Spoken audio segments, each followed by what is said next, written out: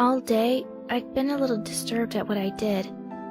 Not for asking Smitty to come, but I mean, it's kind of embarrassing when I could have chosen anybody.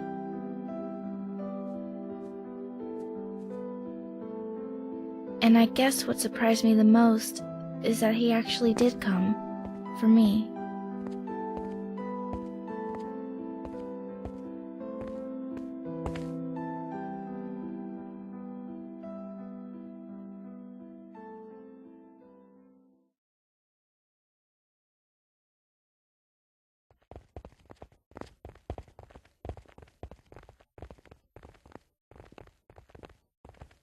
Smitty. They need to be alone. Let's sit in the back.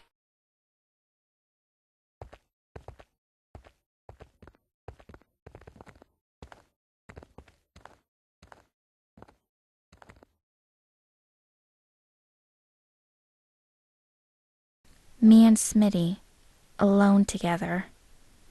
At first, I was worried about how I was going to keep up a one-sided conversation, until I realized that I didn't have to talk.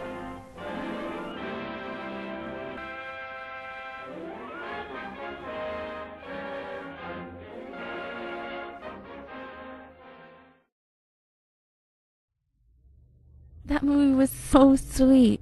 Yeah, it was cool. So are you guys going to come to my before Halloween party next weekend? You're invited too, Smitty. And you have to come and be my man, okay, Caulder? Yeah, of course. Absolutely. So, Hally, does this mean that we're,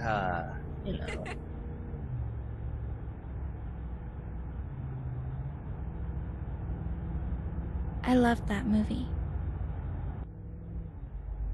I love happy endings. Paul and I used to make popcorn and sit around in our pajamas and watch old movies like that on TV. We always liked the ones that ended like that. And so, there I was again, opening myself to Smitty. It was kind of strange. Everything that had been sitting so heavy in my mind seemed to be coming out. I talked about everything. My brother, how things used to be, about my old home, and holidays past, and how it was all changing since we left home. How it was all going to keep unraveling until there was nothing left at all.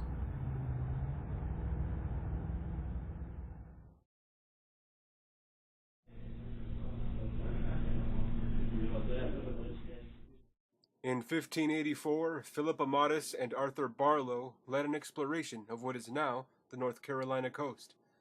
They returned with word of a regional king named Wingina. This was modified later that year by the Queen to Virginia, noting her status as the Virgin Queen.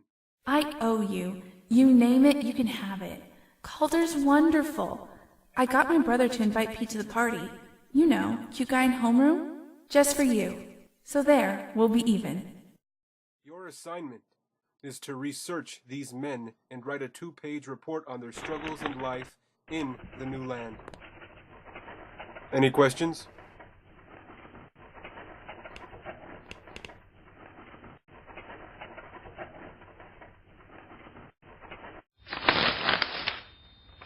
This doesn't look like lecture notes, Miss Christensen.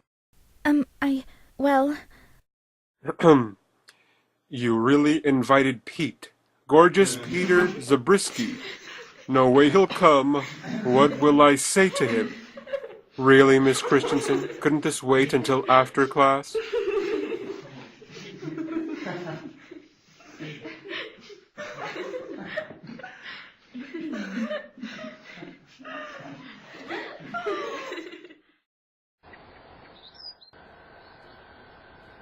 Do not invite him to that party. If you do, I'm not coming. Well, you gotta stop passing notes in class. Who told you? Who didn't? I'm never going back there. Well, what do you expect? Writing that kind of thing about Zabriskie. You should have written something nice about me, then nobody would have been surprised. Well, I better get going. I'll see you guys later. I'll call you later, Hally.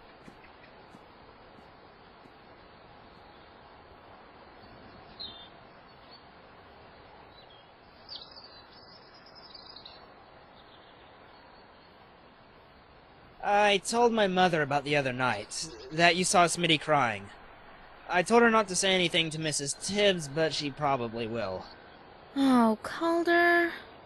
I know, but it's a good thing I did, because she told me something I didn't know before. There was one other time he cried. It happened about 5 years ago when Russell was still living at home. Who's Russell? His older brother. He's been away at school for the past couple of years. He's getting married this Christmas. My mom's supposed to help with the flowers. She's not really happy about it. She doesn't like Russell very much. Can't say I do either. Why not? Well, because... Well, you know how Mrs. Tibbs is all about community service? She's always been like, leaving Smitty alone with Russell. So, Russell has pretty much always done whatever he wanted. Like once, Carmen Anders, the woman who lives down the street, she yelled at Russell for running across her flower bed. 2 days later, somebody threw a rock through her front window. A week later, her cat disappeared. No one could ever prove anything. Russell used to get away with murder. Didn't anyone ever complain to his parents?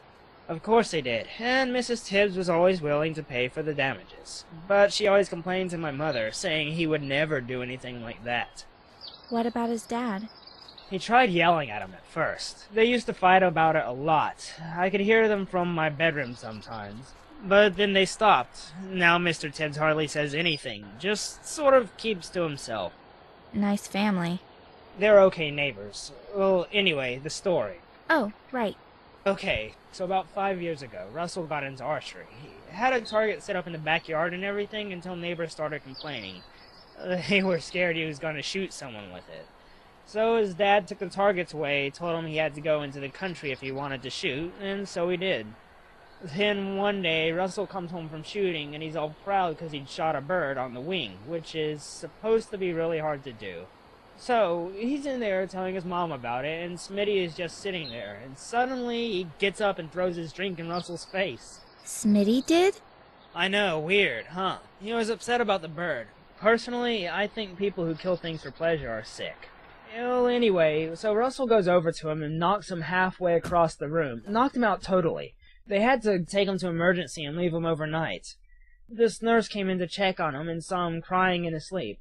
She couldn't wake him up, so she called the doctor and got the family history from him. As it turns out, she was a student at the university med school in psychology and counseling. Ended up getting really interested in Smitty, wanted to work with him even, but couldn't get him to go for it. She calls every couple of months to check in, I guess. Anyway, she wants us to keep coming around. I don't like this.